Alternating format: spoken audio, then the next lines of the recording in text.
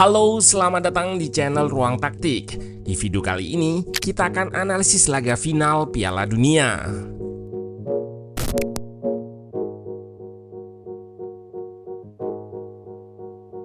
Selesai sudah pesta sepak bola akbar dunia 2026. Sang juara bertahan Argentina harus takluk oleh Spanyol dengan skor tipis 1-0.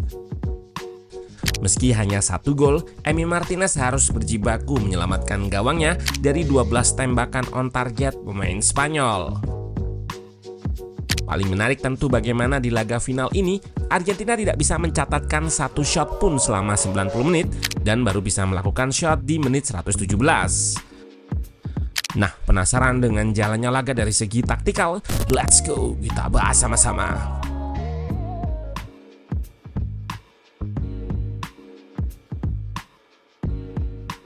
Luis de la Fuente tetap menurunkan formasi pakem 4-2-3-1 dengan winning team yang tetap.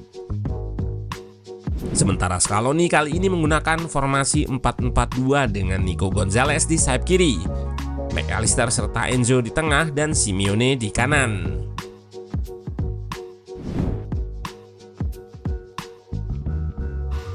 Pres Argentina menggunakan struktur 4-2 di depan, sementara Spanyol bangun serangan dengan struktur utama 1-4-2-4. Dua fullback tidak segera naik dan gelandang nampak cair.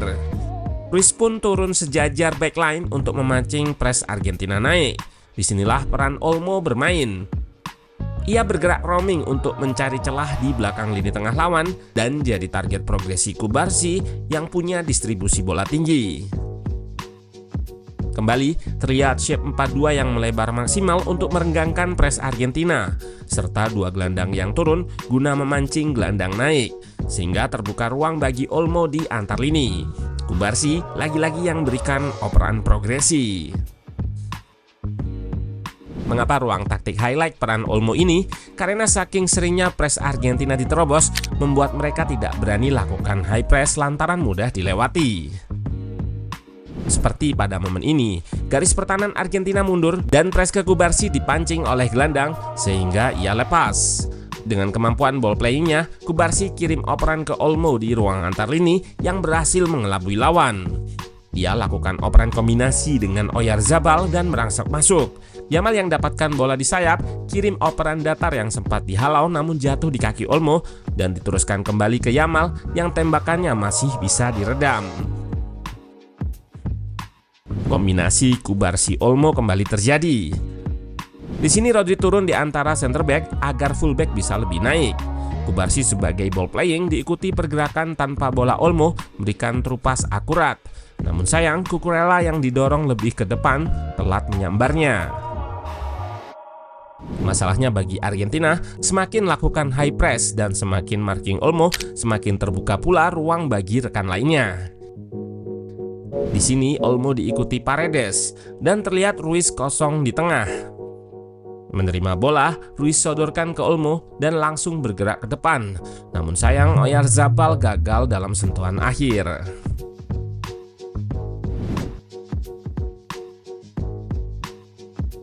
Sebetulnya skuad Spanyol tidak diisi pemain dengan individu yang menonjol. Paling terlihat adalah Lamine Yamal di sayap kanan. Namun di depan, La Fuente memainkan Oyarzabal. Ia punya tugas mengarahkan pres ke sisi tertentu. Inilah mengapa presnya di sini melingkar, menutup jalur operan Martinez ke bek kanan sehingga pilihannya hanya ke kiri. Setelah dioper ke kiri, rekan-rekannya secara kolektif lakukan pres sehingga Lisandro dipaksa long pass. Setelah long pass pun pemain Spanyol dengan cepat mendekat ke jatuhnya bola sehingga bisa memenangkan second ball. Olmo dan Oyarzabal adalah dua presser terdepan yang menggerakkan unit pres Spanyol mengarahkan lawan ke satu sisi lalu lakukan pres agresif. Sistem pressing 4 gelandang serta 2 presser di depan yang diisi duo Olmo dan Oyarzabal ini menyulitkan Argentina dalam melakukan progresi baik long maupun short pass. Saat sudah dikunci, sangat riskan bagi Argentina untuk lakukan switch atau perpindahan arah serangan. Karena jalur tertutup, Paredes terdesak sehingga salah operan dan berhasil diintercept Baena, serta dijadikan shot on target. Namun tetap, kelemahan Spanyol tidak memiliki penyerang elit berdampak pada finishing. Oyarzabal sangat berandil ketika pressing, namun dia bukanlah predator di depan gawang lawan, meski mampu konversi 4 XG menjadi 5 gol. Ini membuatnya diganti dengan Ferran yang sebetulnya juga bermasalah dengan finishing. De La Fuente juga memasukkan Pedri yang bisa bermain di ruang sempit, namun tetap saja belum jadi jawaban finishing yang diperlukan timnya. Pedri sendiri bisa masuk ke ruang-ruang sempit untuk menarik pres lawan dan membuat Olmo bebas. Shot jarak jauh pun dilakukan, namun tetap buntu. Dari beberapa peluang tadi, terlihat jika backline Argentina semakin mundur. Ditambah pressing-pressing di area tinggi membuat mereka kesulitan sekadar mengalirkan bola ke depan, sehingga tidak tercipta satu shooting pun di waktu normal. Bahkan hampir tidak ada sentuhan bola berbahaya di dekat kotak penalti. Unai Simon sebagai sweeper kiper juga menunaikan tugasnya saat garis pertahanan tinggi terekspos. Ia memposisikan diri di luar dan membuatnya dekat dengan bola.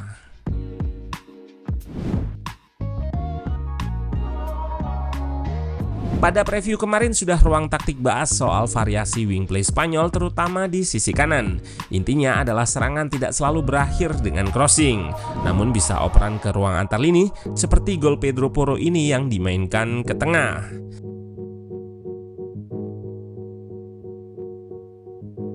Salah satu contohnya di peluang ini ketika Yamal di sayap malah mengirim umpan datar ke antar lini, tapi malah berbelok ke dalam jatuh ke Olmo dan diteruskan lagi ke Yamal.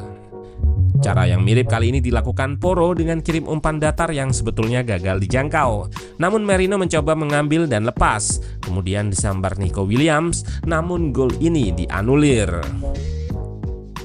Yamal yang punya kemampuan individu kembali lakukan penetrasi dan tidak lakukan crossing, melainkan kerjasama dengan Ferran. Meski bisa menusuk, namun cutback masih bisa dipotong. Serangan bertubi-tubi dilakukan Spanyol hingga mereka mencatatkan 12 shot berbanding 0 di babak kedua. PR mereka soal finishing, namun rasanya tidak lama lagi gawang Martinez akan bobol. Ditambah kartu merah dari pelanggaran Enzo yang tidak perlu. Pemain Argentina nampak frustasi saat ditekan habis-habisan. Counter press Spanyol membuat mereka kehilangan bola kembali saat baru menguasai, dan semakin berbahaya karena Spanyol menggunakan early cross dari luar kotak penalti seperti ini, namun masih bisa ditepis Martinez. Crossing diagonal seperti tadi jadi makin sering dieksekusi. Kali ini dari sebelah kiri, Nico Williams mengirim early cross diagonal yang gagal ditanduk Merino. Dan dari situasi crossing inilah Spanyol menyudahi perlawanan Argentina. Gol ini juga diawali dari sayap di mana Yamal lakukan penetrasi sehingga menarik dua pemain untuk lakukan press dan cover. Ini membuat Pedro Porro di half space punya banyak ruang untuk kirimkan crossing ke tiang jauh di mana Nico Williams berada di sana. Bola ini seperti overhit, namun kejelian Nico untuk lakukan heading ke belakang membuat Ferran bisa melakukan finishing dengan mudah. 1-0, game over. Perjalanan Argentina kandas sudah, pun harusnya mereka sudah terhenti sejak 90 menit jika saja Spanyol memiliki penyerang dengan kemampuan goal scoring elite. Laga final yang justru tampak jomplang dan Scaloni tak berkutik menghadapi pres lawannya. Kini sepak bola Spanyol memuncaki tangga dunia paling tinggi berkat De La Fuente, dan pastinya ada andil pembinaan berkepanjangan yang dilakukan federasinya.